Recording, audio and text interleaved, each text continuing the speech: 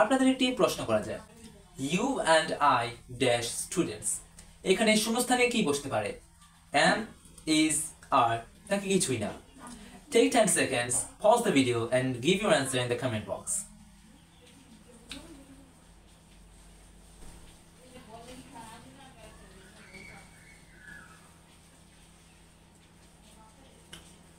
আসলে সঠিক উত্তরটি হচ্ছে অপশন সি অর্থাৎ আর।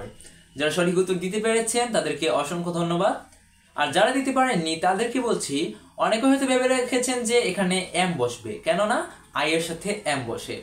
এখানে আমি বলে রাখি, এখানে শুধু একটি বিষয়কে বিবেচনা করলে হবে না, এখানে ইউ অ্যান্ড আই অর্থাৎ তুমি এবং আমি, এখানে দুইজনকে বোঝানো হয়েছে, পুরোটা মিলে একটা কথা। সো ইউ অ্যান্ড আই এটি প্লুরাল, সো প্লুরাল মানে কি আর বসবে। You and I are students. চ্যানেলটিকে এখনই সাবস্ক্রাইব করে আমাদের পেজগুলোকেও ফলো করে রাখুন।